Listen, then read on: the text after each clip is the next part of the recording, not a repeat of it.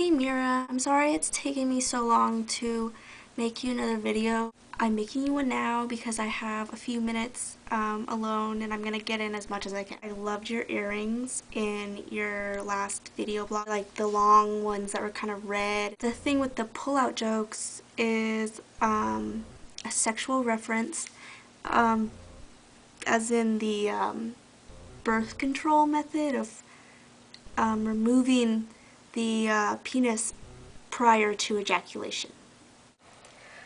Yes, I'm that immature.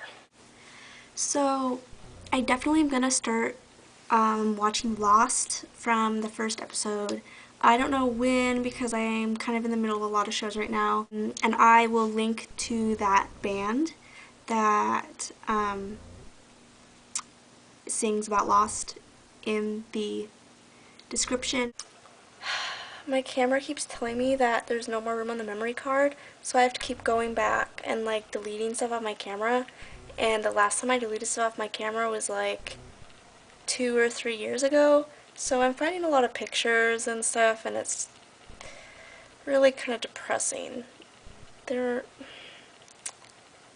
Things change. I don't think you understand how much I hate change. I wish it wasn't inevitable.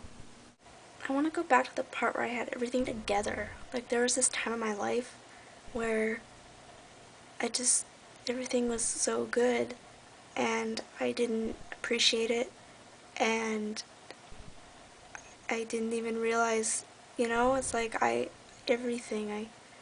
was really good. I had it together. Everything was together. How does it happen that now here I am like this? Look at how gorgeous I was.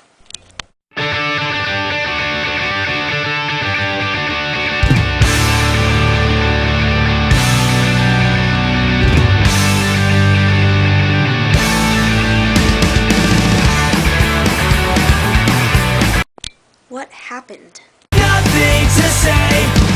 Okay, now I'm going to comment on your 5 favorite movies and least favorite movies. I want to get it straight that I don't have a thing against happy endings.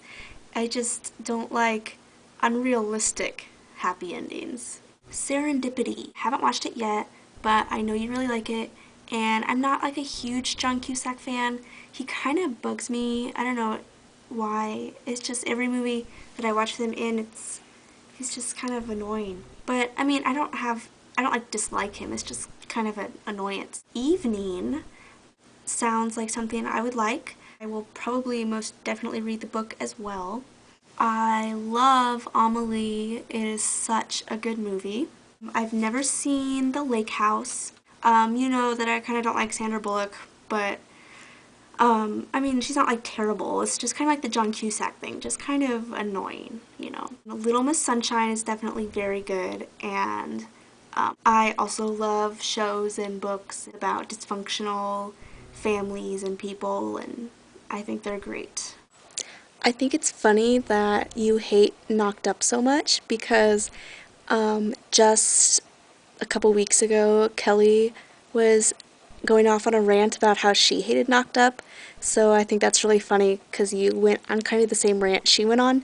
Personally, I think Knocked Up is hilarious, but I'm also kind of like an immature 14-year-old boy, so I hate that I think it's hilarious. I definitely agree with you about all those points. I don't like the messages in the movie, but I also appreciate it for its retarded humor. I've never seen The Good Girl, but I vaguely remember that plot, and that's probably why I never saw it.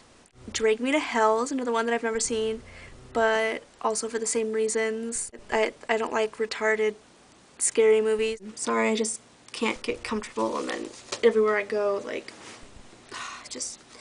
Anyways, so I love Pulp Fiction, but it's definitely not one that everybody likes, and especially if you're not into the whole, like, drug movies, graphic movies. Like, I talk like a sailor sometimes, but I really hate it. Like, I hate swearing in general, and I think it makes people sound really uneducated. And I agree with you that I think some scripts have too much swearing, and it kind of hurts my ears. But I appreciate Pulp Fiction for what it is. I also hate all Steven Seagal movies. I don't know why anyone would like them. They really suck. Okay, my 5 favorite movies. Yay! Eternal Sunshine of the Spotless Mind. I know you don't really like it, but I love it because it's like a completely untraditional love story. Um, and I love the question of if you could erase all your memories or like completely erase something or some event from your mind, would you do it? And can that really happen? Like, even if you went and had that done, I mean, is that possible?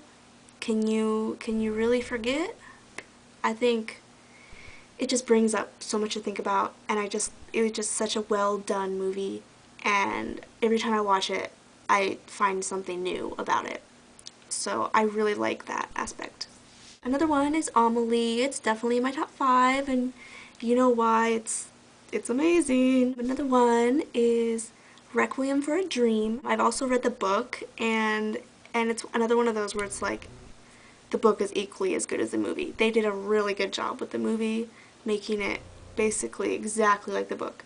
It's like this guy who gets too far into dealing drugs, and it's just like how that spirals out of control.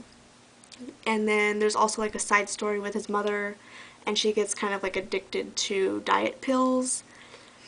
Um, it's just really well made, and another one of those kind of like psychological movies, and it's just really tragic. Donnie Darko, um, and it's basically about this kid who has kind of this imaginary friend vision of this guy who tells him when the world is gonna end, and he then he just like sees this figure, and it like talks to him and tells him to do all this stuff, and I don't really know how to explain it. Like it's not coming out, but it's really, you have to watch it a lot, and you still won't get everything. Like,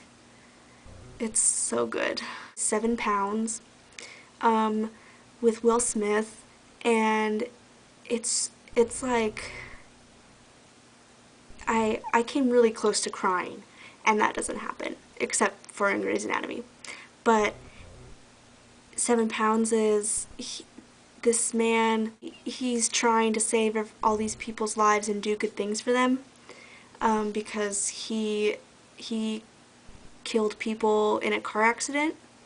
So he's trying to basically better a whole bunch of other people's lives, and it's heart wrenching. Like, I'm gonna have 6 movies. Butterfly Effect, um, which has to do with this guy who can go back into his memories and basically change the future or change how things turned out.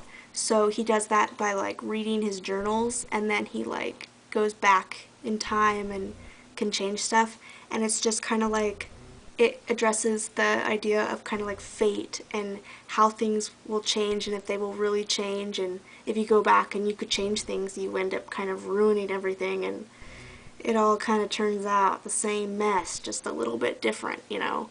So I think it's really interesting to think about.